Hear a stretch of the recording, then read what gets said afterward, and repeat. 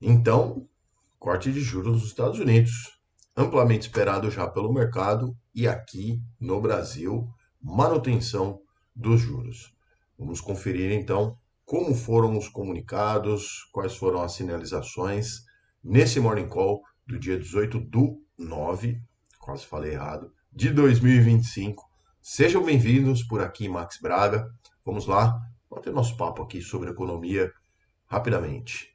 Bom, olhando então para os dados, né, vamos começar por Estados Unidos, onde foi a mudança mais relevante ali, embora as duas amplamente esperadas, né, devem até não fazer tanto preço assim, mas vamos entender então o dia de ontem. Estados Unidos, a decisão então do Federal Reserve foi confirmada, redução da taxa em 0,25% ponto percentual, né? Para a nova taxa então dos Fed Funds. A taxa nos Estados Unidos ela respeita uma banda, tá? E nesse momento então ficou entre 4 e 4,25. Então o corte foi de 25 pontos percentuais, né? O mercado já esperava muito isso. Então, com os outros dados que tinham em mãos, tudo mais, já estavam meio que precificado, né? Já falei sobre isso ontem. Então, essa decisão ela não deve fazer muito preço nas coisas, né? Não deve ser ter uma reviravolta muito grande de mercado, embora o otimismo esteja realmente maior, né? Principalmente para ativos de risco. A votação do comitê ela foi quase unânime lá nos Estados Unidos.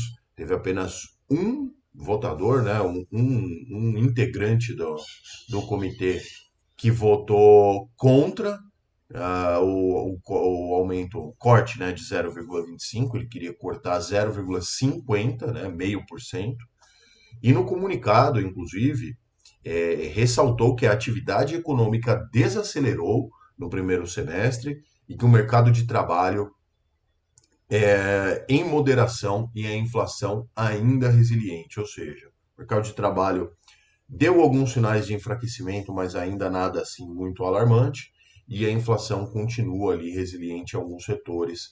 Destacou que os riscos para o emprego aumentaram também, o comunicado, justificando então a necessidade de um ajuste adicional na política monetária. Porém, olhando os outros dados, né, também teve algumas outras mudanças relevantes ali, destacadas pela CEP, né, a Summary of Economic Projections, que trouxe mudanças relevantes para o crescimento do PIB, inclusive projetado para 2025, entre outras questões, né, da inflação, que é medida pelo PCE e tudo mais, ficou em todo esse conjunto de informações que ainda tem espaço para mais cortes do Fed este ano ainda, né? Tudo indica ali, a mediana de projeções indica que a gente deve ter aí ainda um ajuste na casa de 3,5% para os Estados Unidos em 2025 e mais cortes ao longo do ano, convergindo para os 3, né, que é o que se pretende ali num prazo um pouco maior. A conferir. Bom, e Brasil, hein, Max? Como ficou? Bora lá, né? Brasil, então, também consenso de mercado amplamente já que seria mantida a taxa Selic em 15%. E foi o que aconteceu. Foi reforçado, inclusive, foi mais importante o comunicado do que a decisão em si, porque a gente já sabia que ia acontecer isso, né? Não é se já sabia, mas era praticamente certeza. Bom, o Copom, então, né, reforçou o caráter contracionista da política monetária, um cenário de inflação ainda acima da meta, que está mesmo, né?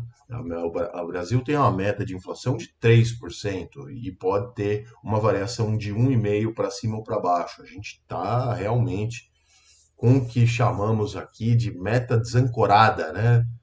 Enfim, traduzindo para o leigo, tá fora, tá acima, tá não o esperado.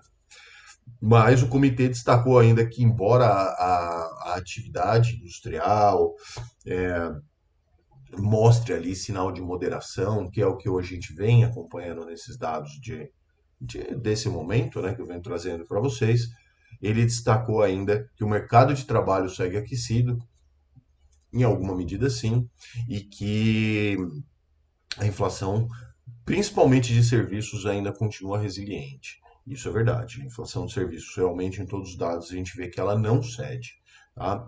As projeções indicam IPCA de 4,8 em 2025 e 4,3 em 2026, que ainda está bastante fora da meta de 3%, né? E de 3,4% no primeiro trimestre de 2027. Isso, então, nesse horizonte, a política monetária deve ser ainda contracionista por algum tempo. O comunicado enfatizou que o ambiente externo é incerto, e é de fato, inclusive até por conta das coisas que o Brasil mesmo vem causando a ele próprio, marcado também por volatilidades, riscos fiscais domésticos, que é inerente, né? A gente tem mais programas do gás agora aí, deve ser em torno de 5 bilhões de reais, a gente paga a conta, né? Bom, enfim, e com isso deve ser mantida a taxa por um período mais prolongado. Vamos ver como é que vai ficar a reunião de dados e aí as notícias em volta disso, quando estiver chegando próximo da próxima, quando estiver chegando próximo à próxima reunião do Copom. Bom, mercados acionários então, Nasdaq. Esse é o destaque de hoje, tá? Não tem muita coisa a mais do que falar, que agora ver a reação dos mercados. E ontem a Nasdaq teve uma queda de 0,33, o S&P 500 caiu também 0,10, mas lá estava tudo nas máximas, tá? E o Dow Jones subiu ontem 0,57. O Brasil teve um dia de recordes, renovou ali as máximas históricas da nossa bolsa, fechou com uma alta de 1,06 aos 145 mil pontos, 594. Ufa, vamos embora, né? Precisa subir isso daí. E então o dia foi, perdão, bem positivo. Destaques de alta ontem ficaram com Magazine Luiza, 8,66 de alta, Droga Raia Brasil 5,15. Gangorra essas duas aí, né? Na verdade, Magazine Luiza, baixas, quando tem queda em juros, as ações de varejo acabam se destacando. Destaques de baixa ficaram com o Marfrig, caiu 1,93 também depois da alta de ontem, realização de lucros. E Minerva, 1,53 de queda. Tá? Na renda fixa, a gente teve no curto prazo ali um novo fechamento das taxas, né? Mas a gente não sabe muito bem como que o mercado vai reagir, porque a notícia do Copom, lógico, né, sobre as taxas, sobre a Selic no caso, ela foi divulgada após o fechamento do mercado. Então a gente tem que aguardar a abertura do mercado no Brasil hoje para entender para onde que vão as taxas. E os mercados futuros, para hoje, né, só para a gente dar uma olhadinha aqui, ainda não tem o mercado futuro do Brasil, que não está operante ainda, mas lá nos Estados Unidos operam em alta, e boa alta, hein? Otimismo. Dow Jones Futuro 0,52, S&P Futuro 0,70%, Nasdaq 0,91%. Na Ásia, no Pacífico, foi meio misto por lá, né? Fechou já. Xangai caiu 1,15, China. O Japão subiu de novo, só sobe o Japão, hein? 1,15. Em Hong Kong caiu 1,35, na Índia 0,23 de alta e na Austrália 0,83 de queda. Pela Europa, as bolsas também operam em alta, mais moderada, né? Mais em alta. Estoque 600, 0,63, 63, isso mesmo. Alemanha, lá o DAX na Alemanha, 1,11. Reino Unido, 0,26. CAC na França, 0,01.